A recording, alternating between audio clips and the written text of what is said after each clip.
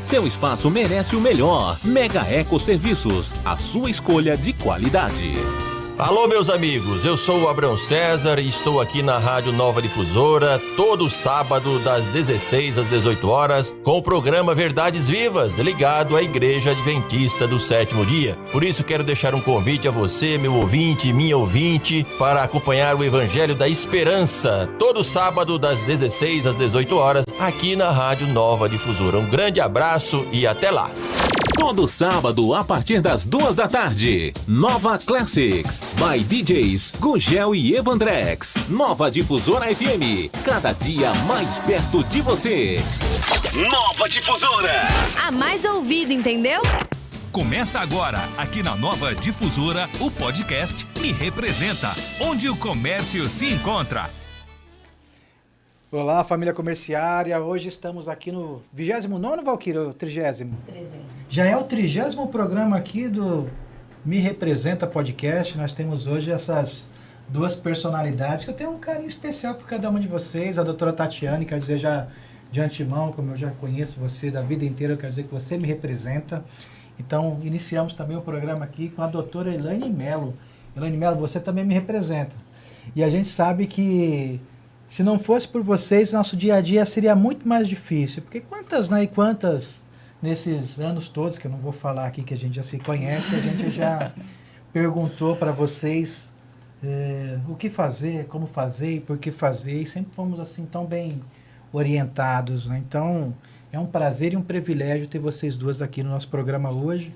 Juntamente com o nosso companheiro Bertoldo, que está aqui cuidando da parte do chat. É GPT esse chat também não, né? Aqui é o chat do YouTube, onde os ouvintes podem mandar mensagem a qualquer hora aqui. Estou substituindo a Nelly, que está no Switch, e o Antônio está de férias, mas no mês que vem já está todo mundo aqui de novo, a equipe, eu volto para o Switch. Então, agradecer a toda a equipe aqui da Rádio Nova Difusora e também nesse agradecimento, obrigado, Valquíria, que está nos assessorando aqui hoje também, mais uma vez. Quero dizer o seguinte para vocês, para iniciar o programa. Parafrasear um texto, Bertoldo, lá de Romanos 12:2, que ele fala o seguinte, né? Que as pessoas têm que se transformar pela renovação do seu entendimento para poder aproveitar a boa, suave e agradável vontade de Deus para a sua vida. E aí esse texto, doutora Elaine, ele continua dizendo o seguinte, você não deve se julgar melhor do que ninguém. Você deve, dentro de um equilíbrio, na medida da sua fé, entender quem você é. E eu acho isso fantástico porque o texto ele fala que você precisa ser humilde, não se julgar melhor do que ninguém, mas se você tiver fé em você mesmo, acreditar em você, no seu potencial, nas suas qualidades, em quem você é, você pode se imaginar como alguém grande, como alguém melhor. E eu vinha pensando hoje, né? Fora a minha mãe, acho que mais ninguém acha que eu sou o cara mais bonito, mais inteligente, mais fantástico do planeta. Né? Porque mãe é mãe. Então eu queria começar perguntando para você, quem foi a pessoa que confiou em você, apostou em você, que disse assim, olha, vai por esse caminho aqui, que esse caminho é um caminho de excelência. Como que você chegou até a ser essa pessoa incrível que você é, mas é claro que a gente sempre tem alguns mentores, a gente sempre tem pessoas que nos ajudaram nessa caminhada inicial, até que a gente pudesse andar sozinho, né? Queria que você falasse um pouco sobre isso e depois você também, doutora, vai falar um pouquinho sobre a sua trajetória e a sua história, tá bom? Ok. Esse caminho eu acho que tem muita gente, né? Não tem uma pessoa só.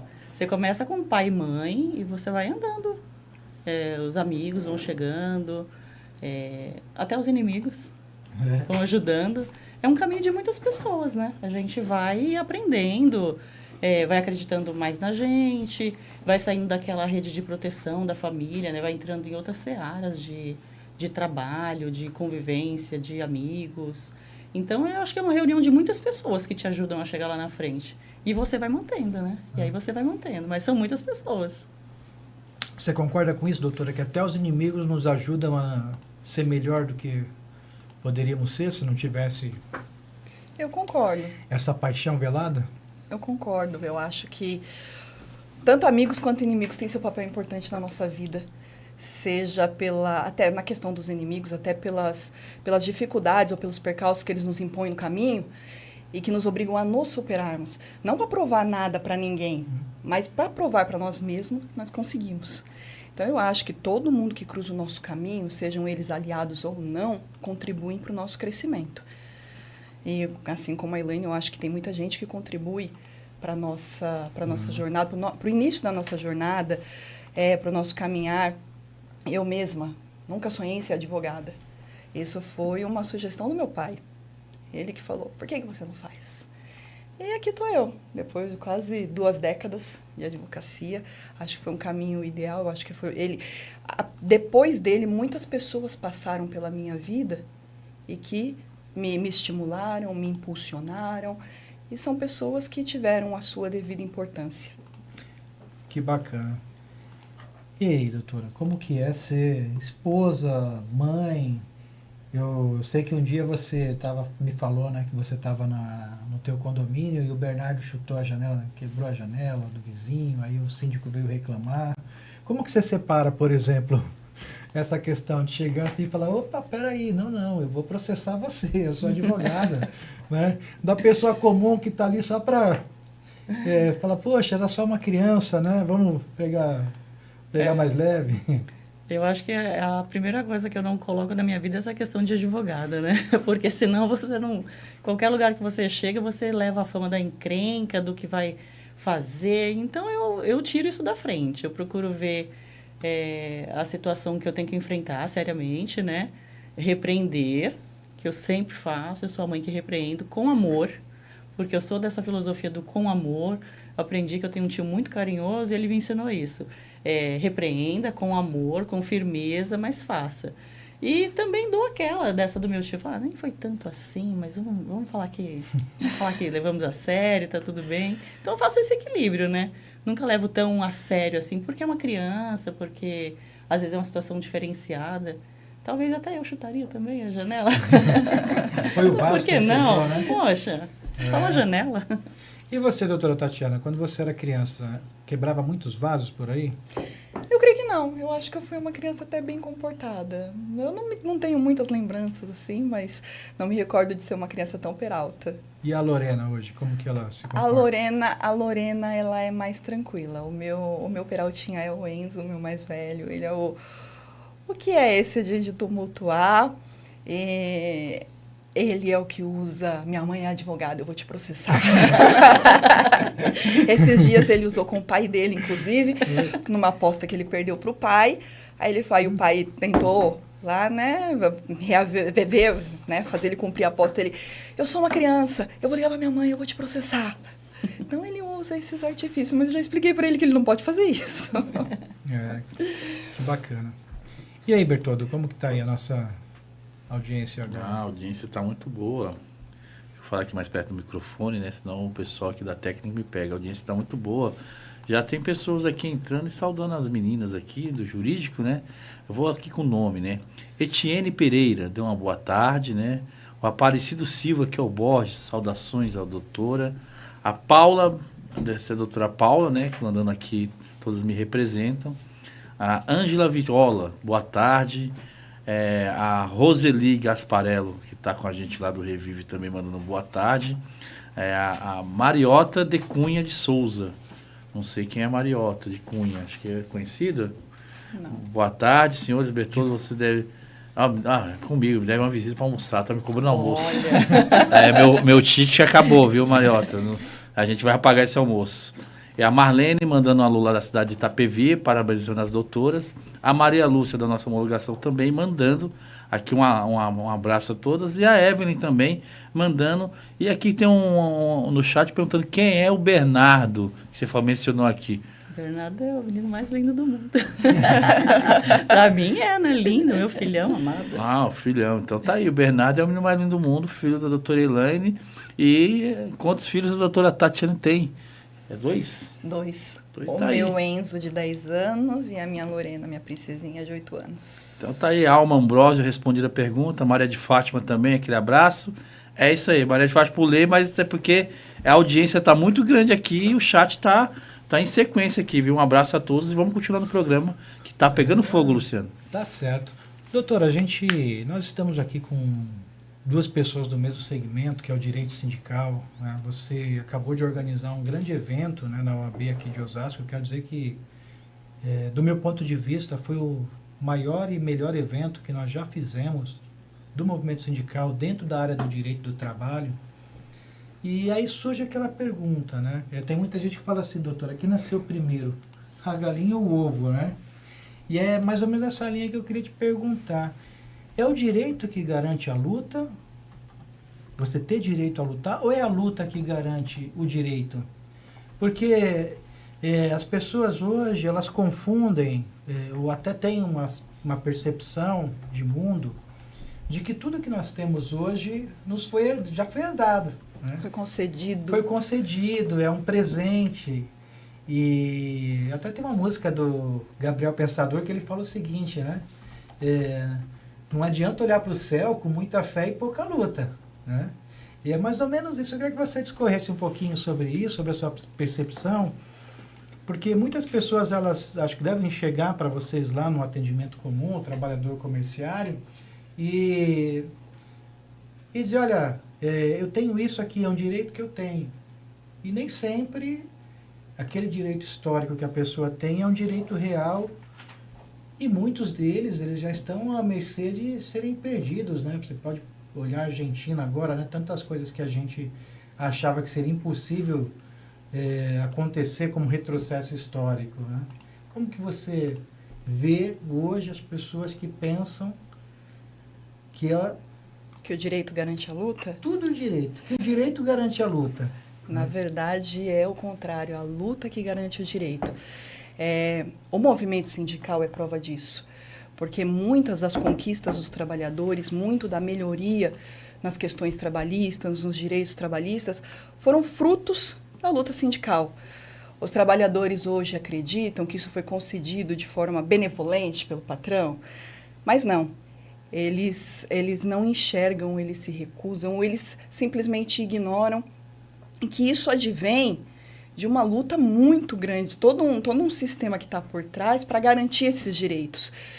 Hoje nós temos, inclusive, como na Argentina já houve um retrocesso, aqui nós tivemos várias tentativas de retrocesso, a reforma trabalhista foi uma delas, e eu acho assim, que muitas vezes o direito, inclusive, atrapalha a luta. Quando você tem uma legislação trabalhista que é instituída com a finalidade de esmagar os sindicatos, por exemplo, que é quem está ali na luta constante para trazer mais direitos para os trabalhadores. Então, se você tem uma legislação trabalhista que enforca o custeio do sindicato, você está tentando atrapalhar a luta. Você está tentando retroceder os direitos trabalhistas. Você está tentando voltar a uma situação de escravidão. Hoje a gente tem, inclusive, uma ameaça aí no STF com a questão da pejotização, que se isso acontecer, o direito do trabalho vai ser enterrado. O CLT a gente pode enterrar. Então, muitas vezes eu vejo que o direito atrapalha a luta. É a luta que garante os direitos, que assegura um direito. E assim, eu como uma pessoa simpatizante do socialismo, eu acho que enquanto a gente viver num mundo capitalista, nenhum direito da classe trabalhadora vai ser garantido. Então, a gente vai estar sempre na luta constante para assegurar os direitos. Perfeito. E você, doutora Elaine? No dia a dia, no atendimento lá, o associado, quais são os principais problemas que você vivencia? Quais são as reclamações que surgem? O que as pessoas mais trazem para você de problemática? Olha, e o que acontece depois que você consegue resolver o problema deles? Eu vou te dizer que fazer um plantão trabalhista num sindicato é como trabalhar num PS. Você recebe de tudo. Tem os dias que algumas coisas acontecem. A segunda-feira é sempre o dia que acontece aquelas coisas que as pessoas tiveram o final de semana para refletir, buscar aquele amigo que nem sempre é advogado, mas dá aquela dica, né? Tentar fazer o impossível. Então, a gente tem muitas situações assim, no atendimento. A gente faz um passeio na CLT, né? As pessoas hoje em dia reclamam de muitas coisas. Desde algumas coisas depois da reforma, realmente a gente percebeu que ficaram para trás, né?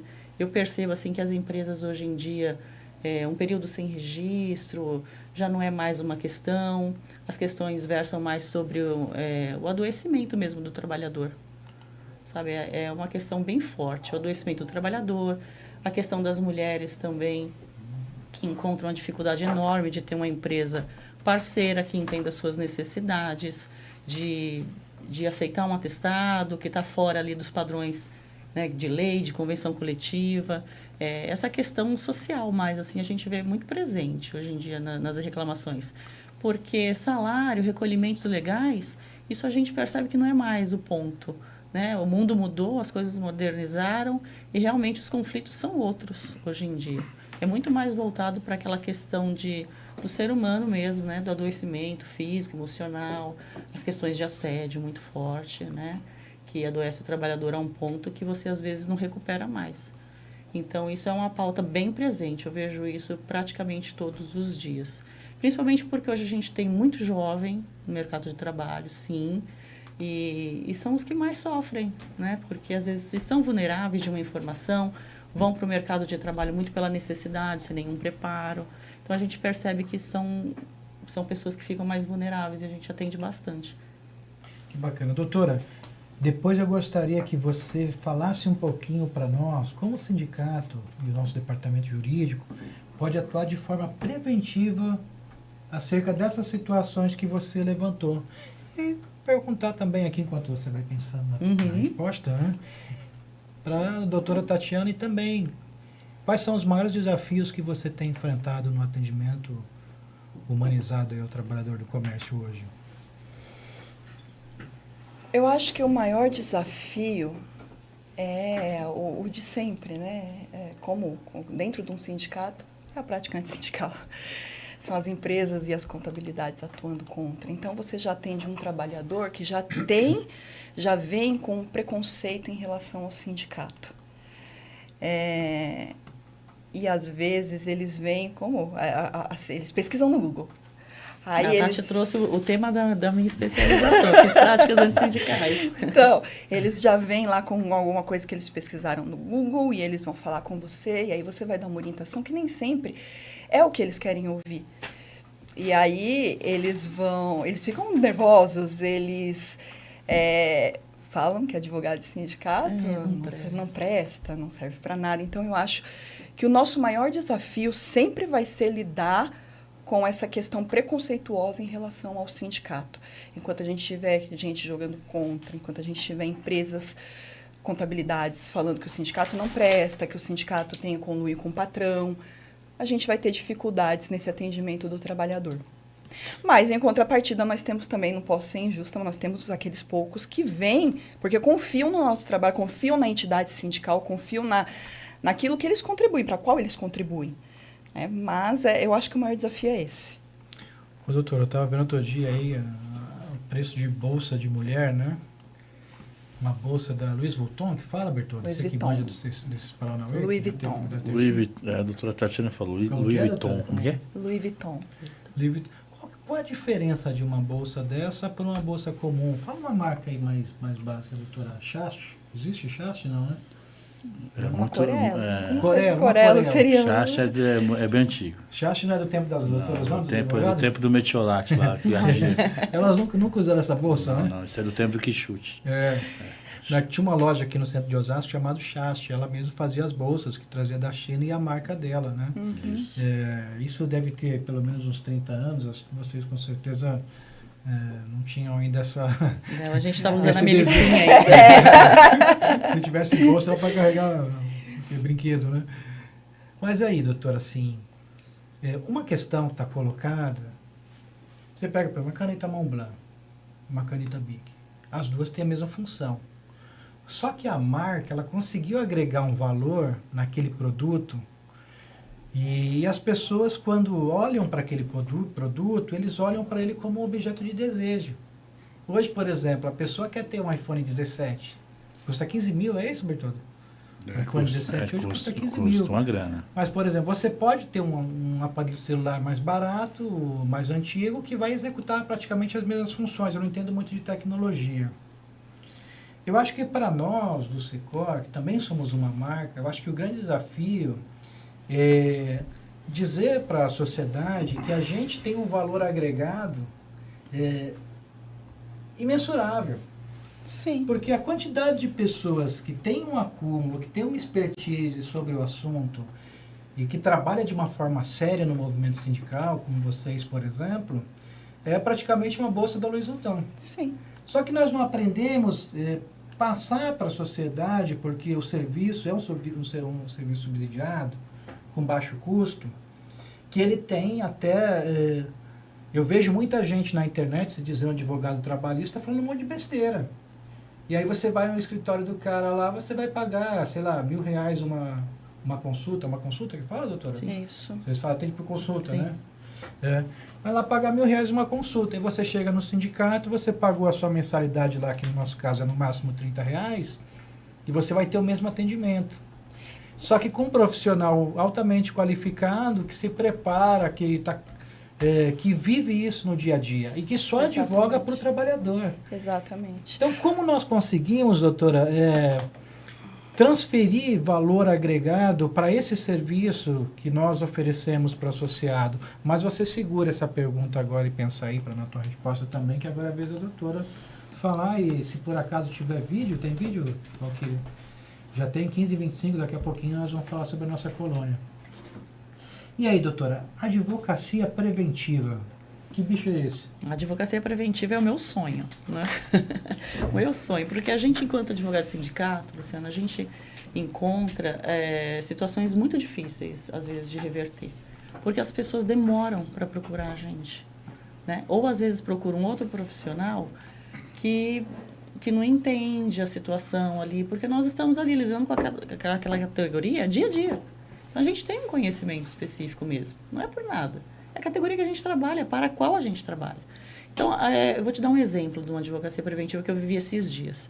Eu atendi uma pessoa para a gente fazer um processo de rescisão indireta. Falta de pagamento de salário, e ele falou, olha, eu não consigo viver sem salário nessa empresa, então eu preciso sair, eu preciso ir para outra empresa. A empresa falou, concordo. Tudo no verbal, né? Ele arrumou um emprego, ele foi registrado. E aí, quando ele falou isso na entrevista ali para fazer o processo, já me veio a pergunta que para mim foi crucial. Você avisou a empresa, formalmente, que você iria entrar com a rescisão indireta? Ele falou, não, já tem 20 dias que eu já estou, inclusive, em outra empresa. E aí nós providenciamos uma notificação extrajudicial informando a empresa que ele tinha a intenção de propor uma ação de rescisão indireta, né? Aquela situação preventiva.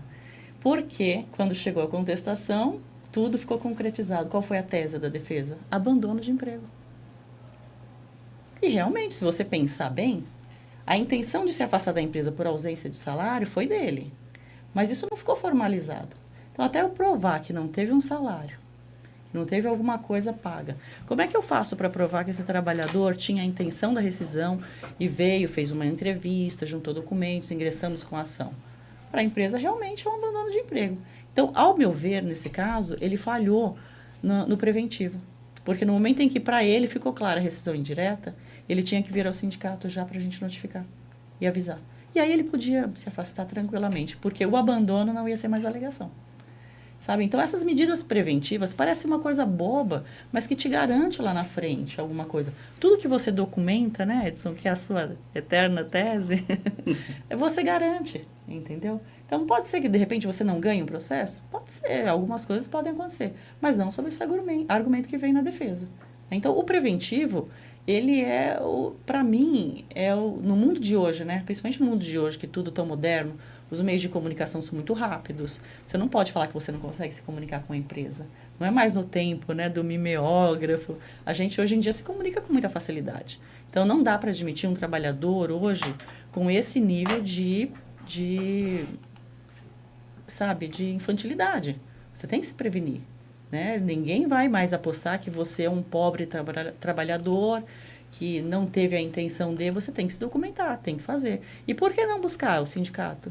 Por que ficar buscando aí informações que às vezes nem são tão certas para o seu caso em concreto, né? Então, tem que procurar, sim, para a gente tentar fazer esse preventivo. Sem contar que tem uma prerrogativa judicial que a presunção do desconhecimento da lei não existe, né? A partir do momento que a lei está colocada e promulgada e ela é de conhecimento público, ninguém pode dizer que não sabia, né?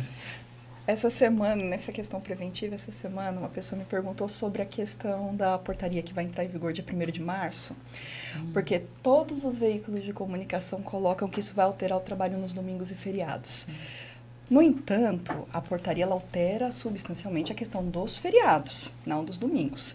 Então, uma pessoa me perguntou isso, eu falei, olha, a pessoa trabalha no comércio, falou, olha, vai alterar, por enquanto aqui na empresa ninguém falou nada, domingo eu não veio trabalhar. Eu falei, não, não é bem assim.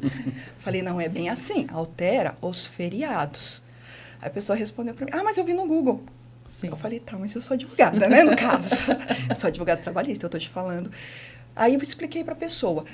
Mas, assim, as pessoas, elas se informam através do Google, porque os meios de comunicação, eles veiculam a notícia, mas não explicam, né, como que é essa alteração. Então, as pessoas acham que vai mudar, então aí entrou em vigor dia 1º de março, no domingo seguinte, não vou trabalhar. Não vou trabalhar porque eu não posso trabalhar, exige negociação com o sindicato, e não é bem assim.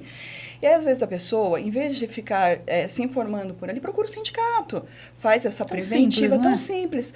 Fala, olha, e sobre essa portaria? Eu gostaria de me informar, eu gostaria de saber como funciona. E a gente vai dar toda a orientação. E aí evita, por exemplo, da pessoa faltar e tomar uma advertência. Sim. Que bacana. Vou mandar até um abraço aqui para a nossa diretora do Departamento Jurídico, a Kelly Domingos. Bertoldo que está com aquele lá em Alphaville agora. Voltou hoje de férias. Ela voltou hoje de férias. Seja bem-vinda, Kelly. Nós pedimos para ela elaborar todo um arcabouço de jurisdição. Como que está na nossa base isso? Porque tem vários acordos coletivos, doutora, que eles estão em andamento. Então, assim, até uma orientação para o trabalhador e para as empresas. Os acordos que estão em andamento, nós já vamos pedir, né, para o departamento jurídico segurar esses acordos para não serem assinados, flexibilizando jornada. Tá? Só que nossa database é setembro. Então, todos os feriados, ou a maioria deles, eles já estão previstos em convenção e as regras do jogo já estão em convenção até setembro. Então, assim, para ser bem simples, esse março para nós é setembro. Sim. Porque muda a regra, mas a outra atividade da convenção coletiva, a lei ela não retira aquela cláusula de feriados que está na convenção. Então, quando chegar setembro, nós vamos repensar, e é claro que, por exemplo, os feriados, as empresas vão querer abrir nos feriados. E vai ser o momento do sindicato negociar uma contrapartida favorável para os trabalhadores, com benefícios, com algumas outras propostas maiores. Então, no meu entendimento, o que muda para agora? Praticamente nada. Porque a maioria dos feriados já estão regulamentados pela convenção coletiva do ano anterior, que expira em 31 de outubro. Então, nós estamos em fevereiro ainda, né? Março, abril, maio, junho, julho, agosto, setembro, outubro. Então, esses 8 meses, as empresas vão nos procurar porque elas vão querer continuar com a mesma escala, no mesmo formato. E é onde o sindicato tem que se posicionar de forma contrária à abertura dos feriados. Eu sou contrário a abrir os feriados, mas entendendo que, na maioria dos casos, é um processo inexorável, a gente pode usar essa prerrogativa para garantir mais direitos, para garantir mais serviços, para garantir mais benefícios aos trabalhadores. Sim. E aí, assim, essa é a linha, né, Bertoldo? Essa é a linha. Qual que é o teu ponto de vista aí? A meu ponto de vista vai ser dado depois do vídeo da colônia de praia do Secor. Fica aí com a gente e vamos ver o vídeo. Você conhece a nossa colônia de férias? Localizada em Praia Grande, litoral sul de São Paulo, nossa colônia conta com espaço amplo para toda a família e o melhor, fica bem pertinho da praia. Com suítes totalmente equipadas, espaçosas e confortáveis, vestiário, salão de jogos, salão de eventos, restaurante, piscina, estacionamento e muito mais. Para reservas e informações, entre em contato pelo nosso telefone 11 3685 0355. E é isso aí, doutora. Já estamos aqui. A Nelly estava me orientando que está sumindo o áudio de vez em quando, porque eu fico olhando para você e olhando para ela ao mesmo tempo. Mas aí, Bertoldo, você estava com a palavra? Bom, depois dessa recomendação da doutora, né? Porque vale o que está escrito, né? Sim. Eu ouvi falar, não existe nos direitos, né? Então, infelizmente, esse trabalhador ficou com abandono de emprego e agora a luta é outra.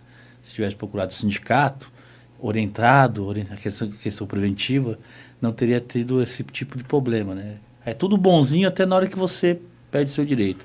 Vou ler aqui, Lúbia Conceição mandou um boa tarde às doutoras, ao Luciano, falou que o Luciano está elegantíssimo. Carlos Augusto, de Taboão da Serra, boa tarde, doutora Elaine, doutora Tatiana, parabéns por esse legado de atuação.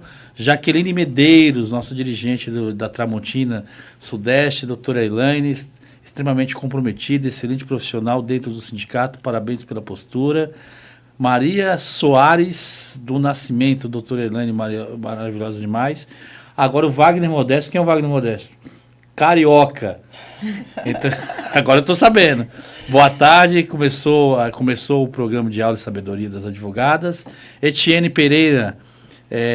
Etienne, a sua pergunta não está muito clara, né? Porque o comércio, você precisa especificar mais, porque o comércio é o programa nosso, né? Ecos do Comércio é o programa Me Representa, que é ligado ao comércio. Espero sua pergunta nova. Doutora Fátima corrigindo aqui, de novo, doutora Fátima sendo mencionada, e também corrigir aqui o Mário, né? Que eu estava Mariota, tá tudo junto, é Mário Tadeu. Agora sim, Mário Tadeu mandou um abraço aqui para vocês, e continuando aí com o Luciano, nosso grande apresentador. Nós tínhamos uma questão que você tinha levantado, você ia continuar essa questão, ou a doutora? Qual a questão do advogado de sindicato? Não, da lei, é 13.000, essa que fala dos feriados agora? Ah, da portaria. Portaria. Isso. Portaria, quer continuar um pouquinho falando sobre a portaria? Não, eu só acho que é importante as pessoas saberem que essa portaria não altera a questão do trabalho aos domingos, porque assim, a gente tinha uma portaria anterior que dava uma autorização permanente para o trabalho nos domingos e feriados. Mas a Lei 10.101, ela já autoriza o trabalho nos domingos e o trabalho nos feriados mediante negociação coletiva com o sindicato. Então, agora, essa nova, a portaria anterior, ela ia contra o que dizia a Lei 10.101, porque ela dava autorização permanente, ou seja, as empresas poderiam abrir nos domingos, independente de negociação com o sindicato. E a nova portaria que entra em vigor dia 1º de março, agora eu não lembro o número, ela vem para revogando a portaria anterior que tirava que dava essa autorização para as empresas, para aplicar a Lei 10.101, que diz que para abrir nos feriados depende de negociação coletiva, mas a lei já autorizava o trabalho aos domingos. Por isso que essa nova portaria, ela não altera a questão do trabalho aos domingos. Ô, doutor, então cita aquele exemplo da empresa, sem citar o nome, que nós estávamos negociando hoje pela manhã e conversando, que ela quer flexibilizar a jornada, mas ela quer ter autonomia para fazer as contratações trabalhando na jornada que ela achar que é interessante, e não quer dar estabilidade para os trabalhadores que não aceitarem não trabalhar naquela jornada. É mais ou menos isso, né? Sim, ela precisa estabelecer para um determinado setor uma jornada 12/36. E ela quer fazer um acordo coletivo nesse sentido, só que para fazer um acordo específico sobre essa jornada, ela precisaria da aprovação em assembleia, coisa que ela não obteve. A maioria dos trabalhadores não concordaram. E como nós estamos negociando um outro acordo coletivo com ela gostaria de inserir nesse acordo uma cláusula que autorize a jornada 12/36 a ser instituída mediante acordo individual com o trabalhador. A nossa preocupação a gente insere isso, a empresa vai fazer o quê? Pressionar os trabalhadores a aderirem à jornada 12/36. Imagina, né? E aí foi isso que eu conversei com a empresa. E externei essa preocupação, falando, a gente coloca uma cláusula assim, vocês vão usar para obrigar os trabalhadores. E aí a empresa tinha uma proposta, inclusive, de aplicar isso aos trabalhadores que já estão trabalhando. Para as novas admissões, já se iniciariam na jornada 12/36. Falei, olha, mas aí, quem me assegura que vocês não vão dispensar todos os trabalhadores que não concordam para admitir novos? Então, a contraproposta foi um benefício, garantia provisória de emprego para os trabalhadores, porque a empresa precisa instituir essa jornada. O sindicato ele também não está aqui para dificultar a vida da empresa. A gente não quer atrapalhar o andamento do trabalho ali, mas a gente precisa cuidar dos interesses do trabalhador. Então, se a empresa precisa instituir essa jornada, uma contraprestação que atenda aos interesses do trabalhador. A sugestão foi uma garantia provisória de emprego por um determinado período para garantir que esses trabalhadores não sejam desligados, para que sejam admitidos novos trabalhadores numa jornada 12/36. E assim, a empresa está um pouco reticente quanto a essa questão da estabilidade provisória e questionou se pode oferecer uma outra contraprestação, seja em forma de gratificação, uma bonificação, pelo mesmo período que duraria a garantia provisória de emprego. E aí a gente está no meio dessa negociação. Deu para entender ou precisa desenhar? E você, doutora? Você vê a importância do sindicato e da gente ter advogados qualificados que não estão ali meramente para fazer um acordo, para dar viabilidade. Nós estamos falando de um caso hoje que nós estávamos discutindo na parte da manhã e que ele retrata bem essa situação. E aí, às vezes, eu me deparo com 3 ou 4 desses por dia e a gente tem essa cara de bobo, né?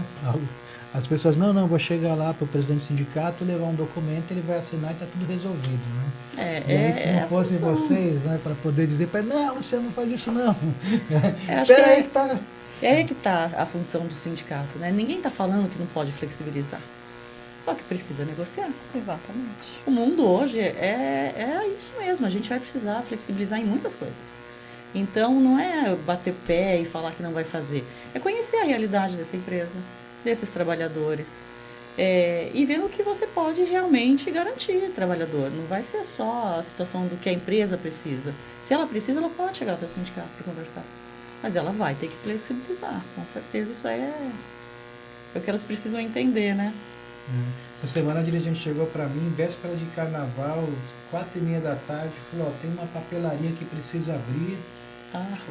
E precisamos resolver isso aqui, 5 horas da tarde. Eu liguei para a Nelly para ver se ela desenrolava para mim. Eu falei assim, olha, a Nelly nem me atendeu, né?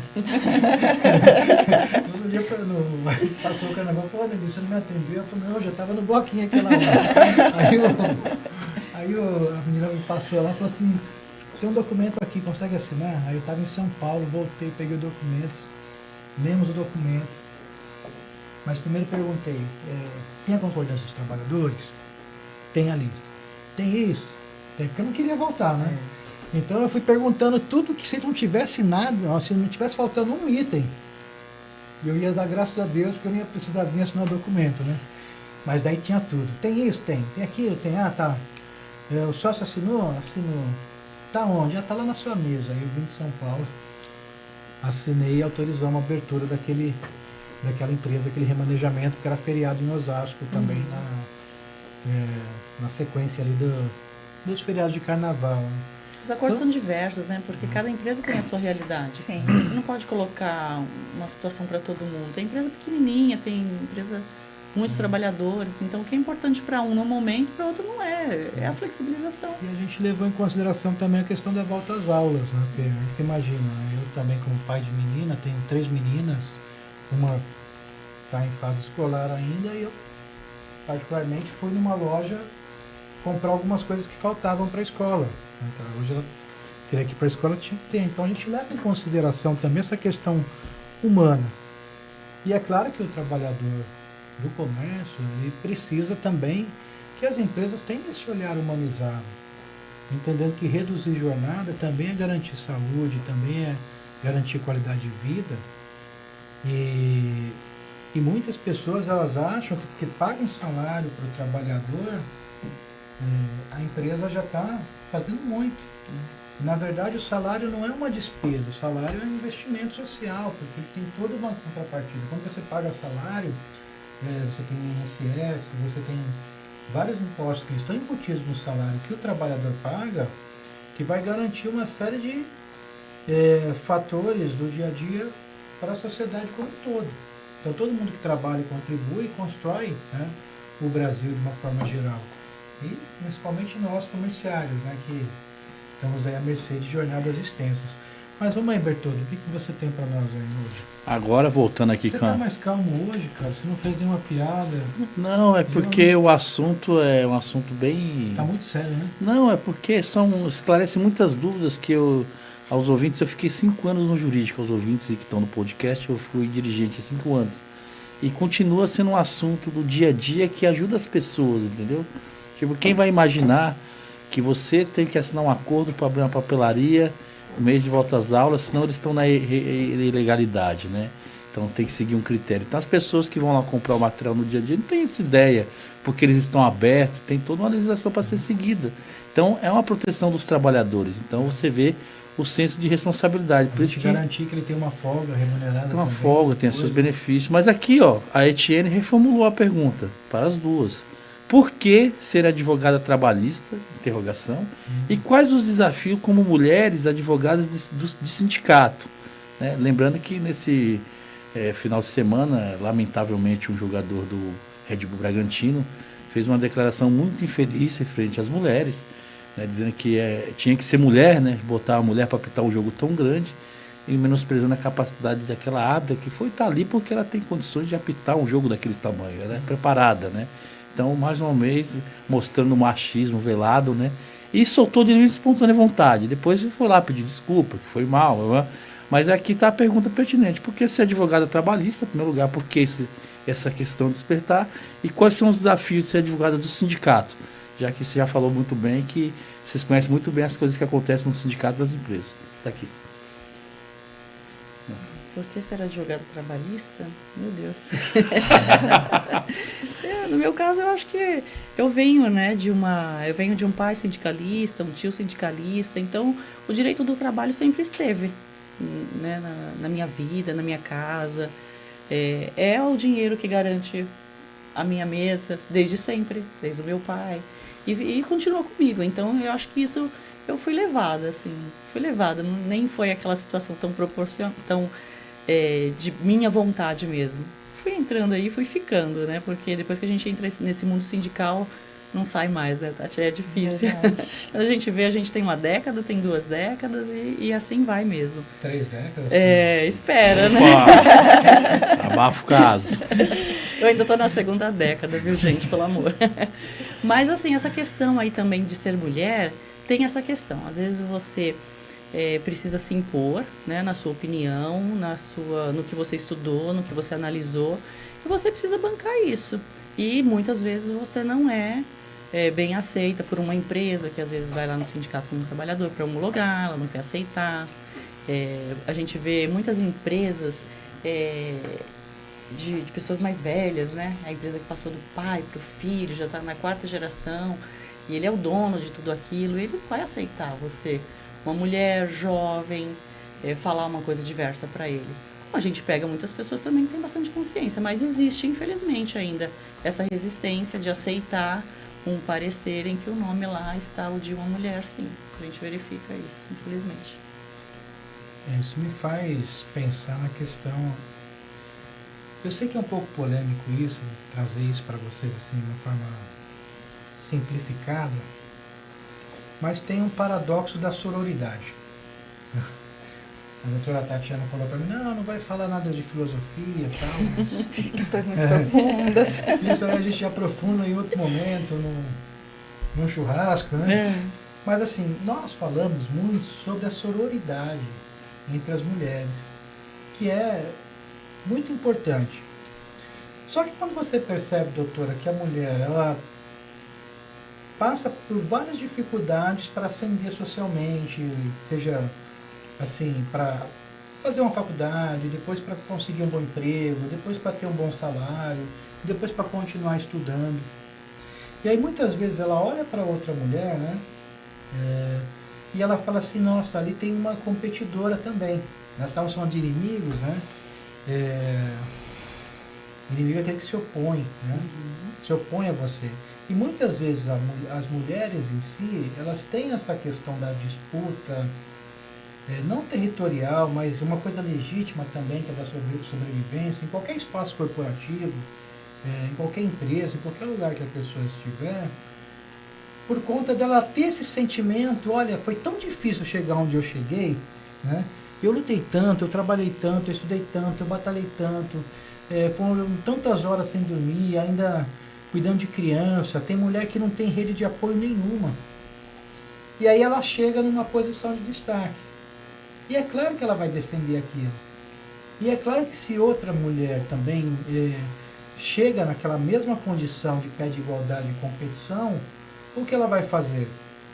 vai dar as mãos e vamos juntas, ou ela vai olhar para aquela outra pessoa como alguém que representa alguma ameaça?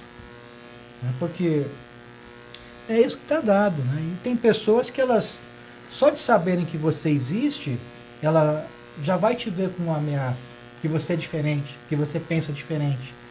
Então, talvez as pessoas olhem para nós, enquanto dirigente sindical, enquanto pessoa que luta pelos trabalhadores, como alguém que pensa diferente.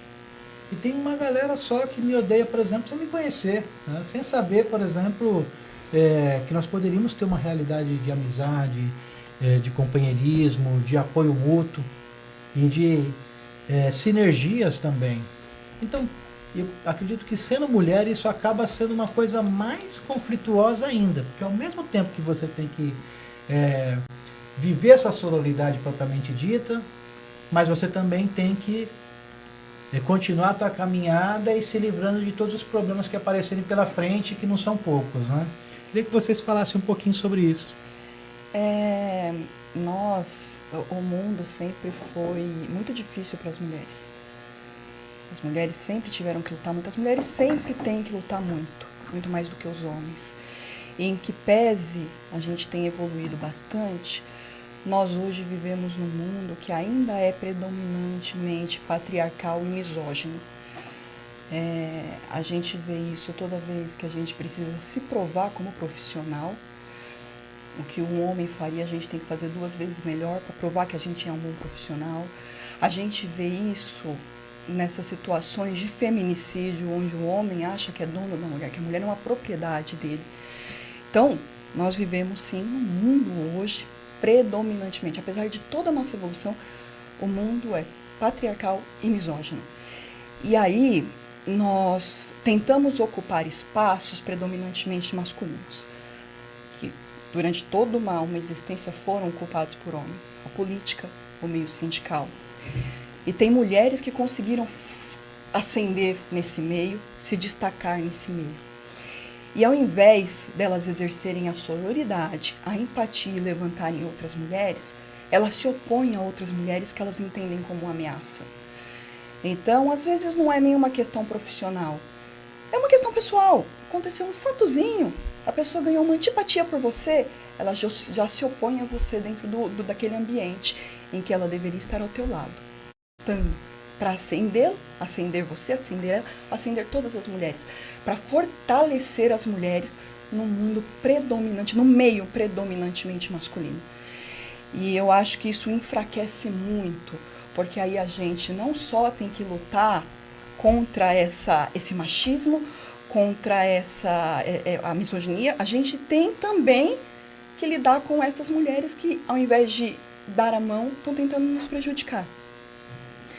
Então, eu acho que deveria haver uma conscientização muito, assim, de todas as mulheres, de todas, porque eu acho que a gente, até consciente do esforço que é para a gente chegar onde a gente chegou e do caminho que a gente ainda tem para trilhar, para alcançar os espaços que nós precisamos ocupar, então a gente já tem muita dificuldade, muitos percalços, muitos desafios. Se a gente não se unir, isso dificulta muito mais a nossa caminhada. Quando uma mulher ganha, todas as mulheres ganham. Então, eu acho que isso vai até como recado para mulheres que estão inseridas nesses mundos predominantemente masculinos e que conseguiram o seu espaço, auxiliem outras mulheres, não vejam elas como rivais.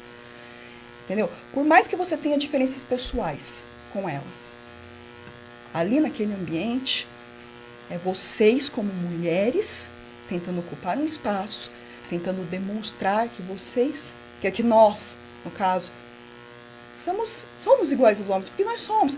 Aliás, me desculpem, mas eu acho que somos até melhores, porque damos conta de muito mais coisas do que os homens dão. Nós temos tantas obrigações, nós lidamos com o trabalho, nós lidamos com a maternidade, nós lidamos com todas as dificuldades que, por sermos mulheres, nós enfrentamos. Então, a nossa vida, a nossa caminhada já é muito mais difícil que a dos homens. Então, quando a gente alcança um lugar de destaque, pode ter certeza que a gente enfrentou muito mais obstáculos do que os homens. Então, se você alcança, ajude outras mulheres a chegarem lá. Elas não são suas rivais. Elas são a sua força. Elas vão te fortalecer para você ocupar um lugar que tem que ser seu. Tem espaço para todo mundo. Né? Exatamente. A gente sempre tem que olhar como, assim, se a gente quer subir um degrau, né, doutora?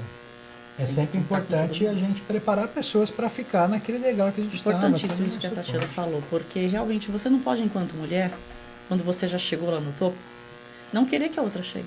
Sim. E aí, né, você desvaloriza toda a sua luta, tudo que você conquistou cai por terra, né? Não faz mais tanto sentido. Então acaba que você se une a uma corrente, né, do machismo, de tudo mais, porque você já chegou lá mesmo. Então você não quer mais que ninguém chegue. Isso talvez, eu acho que exista só para quem está naquela fase também ainda da competição, né? Porque quando a gente amadurece um pouquinho, a gente vê que todo mundo chegou, pô, bacana para todo mundo, né? A gente sente orgulho disso. Tem que ter essa mentalidade de que não é só você, não é só para você, é para todo mundo. Todas têm que chegar, né? E até nós, né, Tatiana, que temos filhos homens, a gente precisa essa bandeira dentro de casa todo dia. A gente não pode deixar que os nossos meninos entendam que é difícil para a mulher e que a outra mulher vai derrubar e que ele vai aplaudir, que ele não vai... Não, ele tem que visualizar quando isso está errado e batalhar para ser diferente, né? Para a gente diminuir essas questões aí. Que a gente vê todos os dias, infelizmente, de meninos que são criados de uma forma a diminuir e a matar as mulheres todos os dias. Exatamente. Comprei uma bicicleta para minha filha, doutora, né?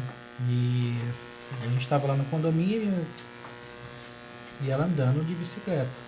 2 marmanjos lá dos seus 15, 16 anos torcendo para ela cair com a bicicleta. Meu Deus. Né? Aí eu fico pensando, cara, que mundo é esse, né? Uma criança de 7 anos está ali brincando, sorrindo e tal. Que mal que ela representa, né? O que ela fez, né? Então, é muito isso, né? As pessoas, elas não conseguem pensar o outro como espelho de si mesmo. E aí tem esse caso do macaquinho, da pelúcia, né? Que todo mundo viu na internet esses dias. E aí eu fico pensando, né?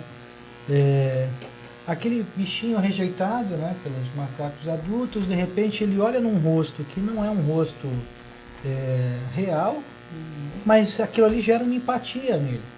E ele se encontra seguro nos braços daquele bicho de pelúcia. E nós, numa contrapartida, conseguimos ter empatia com aquele ser, porque você olha aquele bichinho ali tão indefeso, né? Sendo rejeitado, e depois buscando apenas o carinho, apenas o afeto.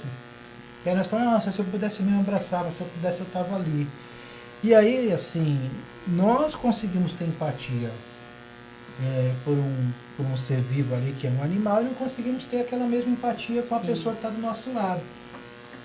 Então esse é, assim, um paradoxo muito interessante da gente pensar e refletir, porque para você ser um operador de direito, para você ser um dirigente sindical, para você ser alguém que quer ajudar as pessoas a melhorar de vida e resolver os seus problemas pessoais e coletivos principalmente, nós precisamos ter esse olhar para o outro de empatia. E se você não consegue sentir o que ele sente, não consegue viver o que ele vive, não consegue se colocar no lugar do outro, então nós estaríamos no lugar errado. Então eu queria que vocês depois falassem um pouquinho disso também, porque depois que o Bertoldo, passa a palavra aqui do Bertoldo já, porque é impossível você cuidar de pessoas sem esse coração aberto para empatia e esse olhar maternal que vocês têm aí para a sociedade como um todo.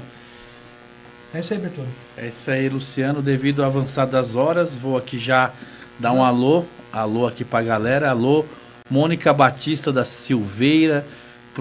Pergunta bem pertinente, mas não vai dar tempo, que o programa já está no finalzinho. Anota um zap, que é 11 96376 4237. Coloquei lá no chat, é o Sindzap. Manda a pergunta lá que nós vamos responder para você no seu zap direto, tá ok? A pergunta é muito complexa para cada doutora responder. Leiam aqui uma declaração muito importante. Miguel Carlos, 1377. Muito orgulho da esposa que tenho, super advogada, parabéns, amor. Elaine Melo, é o Miguel, tá certo? José Ruas mandou ok. A Célia do Alto da Cruz também, programa sensacional. ouvindo lá da cidade de Floriano, Piauí. E da minha parte, Luciano, já no avançar das horas, quero agradecer aqui a questão dos comentários, mais uma vez está no 30º programa. Agradecer aqui os nossos amigos da Central de Vídeo Santo, é o operador de áudio Lucas Oliveira que está aqui, e a Nelly que está na técnica, e eu fico por aqui porque agora é o Luciano e as convidadas que vão dar o seu toque final. Então é isso, nós já estamos caminhando para as considerações finais. E aí a gente joga para quem aqui para consideração final? Você Posso fazer? quer? Na Nós verdade, começamos com a doutora Elaine, então é a senhorita mesmo. Na verdade, eu vou ser bem breve. Eu só quero agradecer pelo convite, pela oportunidade de estar aqui, de falar um pouco dos desafios que é pra gente enquanto mãe, enquanto mulher, enquanto advogada nesse mundo sindical. E dizer que você nos representa. Anota aí, Bertoldo. É isso. Obrigada pelo convite. Então, aproveita esse tempinho também para falar sobre essa questão que a gente colocou da empatia, né? Como que é trabalhar com empatia e também falar um pouquinho sobre os seus projetos futuros, né? Você pode ainda ter um tempinho, como que está lá na OAB, né? Manda um recado aí pro Volpiani, nosso grande amigo, já esteve aqui conosco, né? Tem toda uma galera aí que está se juntando para cuidar do trabalhador aí de uma forma diferenciada. Com relação à questão da empatia, eu acho, a minha visão, que é mais do que você ser capaz de se colocar no lugar do outro, é você, mesmo não conseguindo se colocar no lugar do outro, você compreender as dores dele, você compreender aquilo que ele está vivendo. Porque nem sempre você vai conseguir se colocar no lugar do outro para entender quais são as dificuldades que ele enfrenta, quais são as dores que ele tem, mas apesar de você não conseguir, você ter a capacidade de se solidarizar, de você, enfim, se solidarizar, auxiliar. Eu acho que isso é empatia. É você conseguir entender o outro, apesar de não conseguir se colocar no lugar dele. Com relação à comissão, bom, a gente ainda está aí com o planejamento para 2026, mas nós temos planos aí de trazer algumas palestras, fazer um novo encontro regional, na mesma data que fizemos ano passado, em dezembro. Mas é assim, o ano está começando, o carnaval foi agora, então só agora que o ano começa definitivamente. Agora.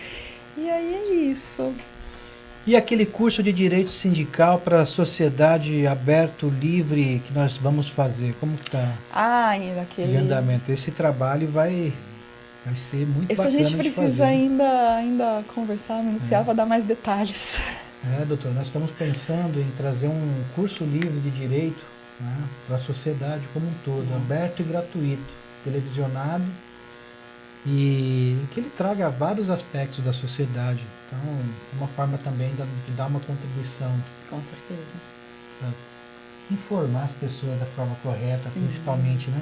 Por quem deve informar, né? Então você pode começar mandando um abraço aí para tua esposa e mandando as considerações finais. Eu já vou falar, não vai esquecer, porque a gente é sensível também, né? Nós não somos. Agradecer, então. Temos essa retributiva. Eu vou agradecer primeiro ao marido, né? Que está lá assistindo. Obrigada, amor. Agradecer a vocês. Luciano é uma pessoa que sempre representa a gente mesmo, né? A gente, quando pensa no Luciano, de muitos anos juntos, né, Luciano? A gente sempre pensa em você elogiando a gente. Incentivando. Né? Sempre incentivando. Realmente isso é uma característica sua. Eu acho que é com todo mundo, assim, é com a gente vê você, assim, atencioso com todo mundo, né? Isso é bacana porque a gente vive num ambiente ali muito duro de trabalho, né? A gente escuta coisas muito duras e vem muito na minha cabeça essa questão de, muito se fala que todo mundo tem 24 horas, né? Nem todos têm, né, as mesmas 24 horas. Então, se você levanta, toma café da manhã, se você vai para um trabalho, como a gente vai para o sindicato digno, que você toma um café, que você tem uma sala para você, um ar-condicionado, condições de bem atender as pessoas, né? Será que são as mesmas 24 horas de quem está lá em pé o dia inteiro? De quem está com salário atrasado, de quem está com um atestado ali que a empresa não está recebendo? Então, eu acho que a nossa empatia vai por esse caminho, de você verificar o quanto você tem e o quanto você pode contribuir para que o outro tenha também. Porque se realmente tudo ficar na mão de um ou outro, isso não... Eu acho que não, a gente, enquanto ser humano, não preenche. Né? No momento em que a gente amadurece, você verifica que isso não te preenche. Então é pensar sempre no outro, sim, mas baseado no que você tanto tem. Né? Então é assim que eu procuro ver o meu trabalho ali dentro, conviver hoje em dia com as pessoas que convivo. Isso é uma forma de gratidão também. Né? A gente tem que ser grato mesmo e reconhecer que temos muito. Deus nos abençoou e nos agraciou com vários dons, né, Bertone? Então, queria que você encerrasse o programa hoje, me representa, tá aí. Batemos na trave já, né? Então a palavra está com você, meu amigo. Encerrando agora, 15 horas e 59 minutos, 30º Me Representa com a doutora Elaine Mello, a doutora Tatiane Cunha, dizer que vocês nos representam e que o nosso grande apresentador, Luciano Pereira Leite, idealizador desse programa, e presidente de casas dos comerciários de Osasco e região dos trabalhadores, sempre aqui todas as segundas-feiras a partir das 15 horas e até mais, Osasco, São Paulo, Brasil, tchau. Você ouviu aqui na Nova Difusora o podcast Me Representa. Apresentação Luciano Leite, onde o comércio se encontra, fortalecendo a voz de quem faz o setor acontecer. Continue aqui. Nova Difusora. Todas as sextas-feiras, a partir das 3 da tarde.